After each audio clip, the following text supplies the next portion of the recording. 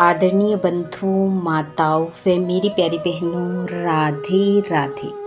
आप सभी का हमारे इस YouTube चैनल जीवन की धारा पर बहुत बहुत स्वागत है।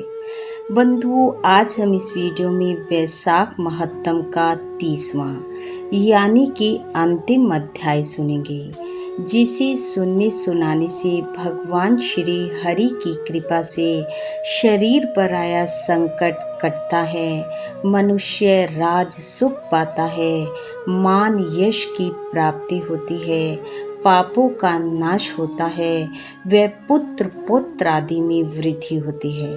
वीडियो सुनने के बाद यदि आप हमारे चैनल पर नए हैं तो कृपया हमारे चैनल को सब्सक्राइब करें, बेल आइकन को प्रेस करें ताकि हमारी वीडियो की नोटिफिकेशन सबसे पहले आप तक पहुंचे।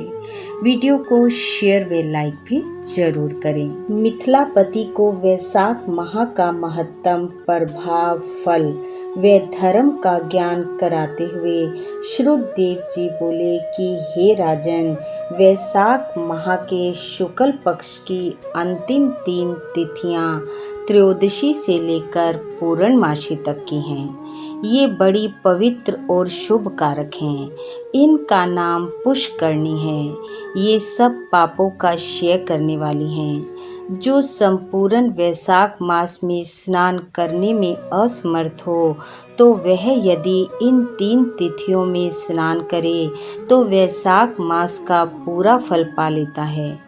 पूर्व काल में वैशाख मास की एकादशी तिथि को शुभ अमृत प्रकट हुआ। द्वादशी को भगवान विष्णु ने उसकी रक्षा की। त्रयोदशी को उन श्री हरि ने देवताओं को सुधा पान कराया। चतुर्दशी को देव विरोधी दैत्यों का संहार किया और पूर्णिमा के दिन समस्त देवताओं को उनका साम्राज्य प्राप्त हो गया। इसलिए देवताओं ने संतुष्ट होकर इन 3 तिथियों को वर दिया। वैशाख मास की ये 3 शुभ तिथियां मनुष्य के पापों का नाश करने वाली और उन्हें पुत्र पौत्र आदि फल देने वाली हैं। जो मनुष्य इस संपूर्ण मास में स्नान न कर सका हो वह इन 3 तिथियों में स्नान कर लेने पर पूर्ण फल को पाता है। वैशाख मास में लौकिक कामनाओं का नियमन करने पर मनुष्य निश्चय ही भगवान विष्णु का सायुज्य प्राप्त कर लेता है। महीने भर नियम निभाने में असमर्थ मानव यदि 3 दिन भी कामनाओं का संयम कर सके तो उतने से ही पूर्ण फल को पाकर भगवान विष्णु के धाम में आनंद का अनुभव करता है। इस प्रकार वर देकर देवता अपने धाम को चले गए। अतः पुष्करणी नाम से प्रसिद्ध अंतिम 3 तिथियां पुण्यदायिनी, समस्त पाप राशि का नाश करने वाली तथा पुत्र पौत्र को बढ़ाने वाली है। जो वैशाख मास में अंतिम 3 दिन गीता का पाठ करता है उसे प्रतिदिन अश्वमेघ यज्ञ का फल मिलता है। जो उक्त तीनों दिन विष्णु सहस्त्र नाम का पाठ करता है उसके पुण्य फल का वर्णन करने में इस भूलोक और स्वर्ग लोक में कौन समर्थ है। पूर्णिमा को सहस्त्र नामों के द्वारा भगवान मधुसूदन को दूध से नहलाकर मनुष्य पापहीन हो वैकुंठ धाम में जाता है। वैशाख मास में प्रतिदिन भगवान के आधे या चौथाई श्लोक का पाठ करने वाला मनुष्य ब्रह्म भाव को पाता है।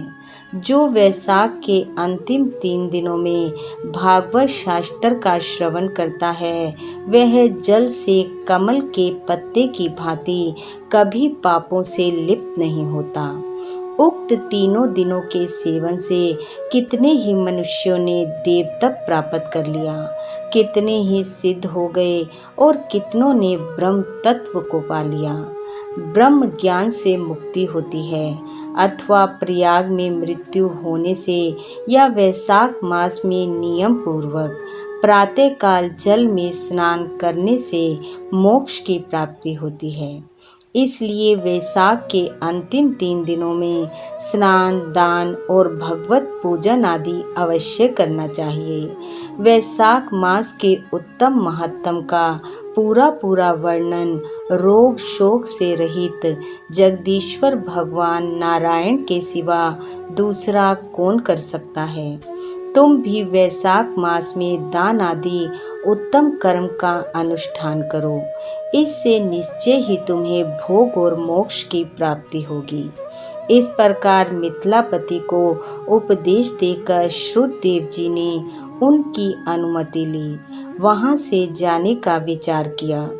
तब राजश्री जनक ने अपने अभय दान के लिए उत्तम उत्सव करवाया और श्रुतदेव जी को पालकी पर बिठाकर विदा किया।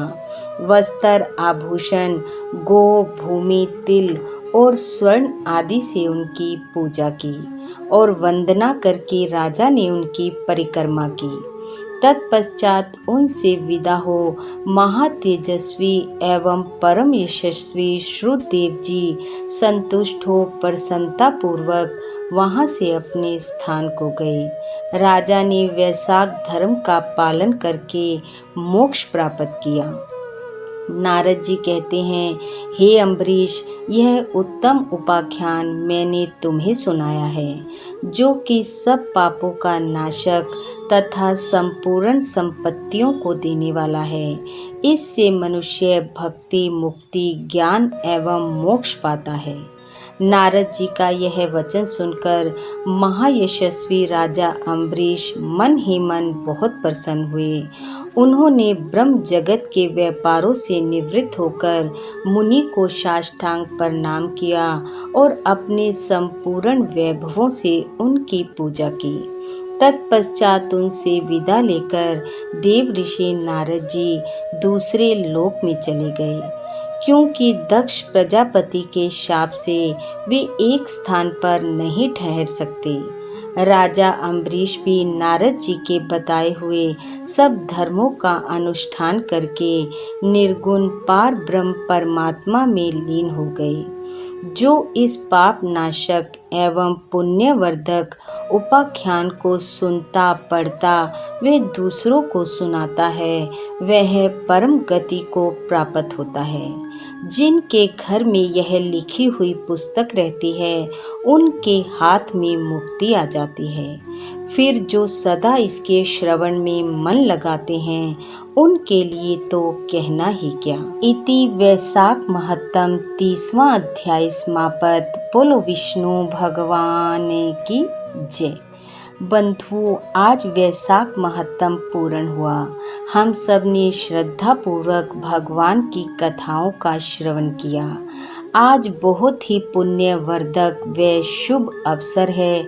यथाशक्ति दूध, दही, जल, पंखा, वस्त्र, भोजन जो हो सके, जितना हो सके दान करें। भगवान श्री हरि की कृपा आप व आपके परिवार पर सदैव बनी रहे। आपका घर आंगन खुशियों से महकता रहे।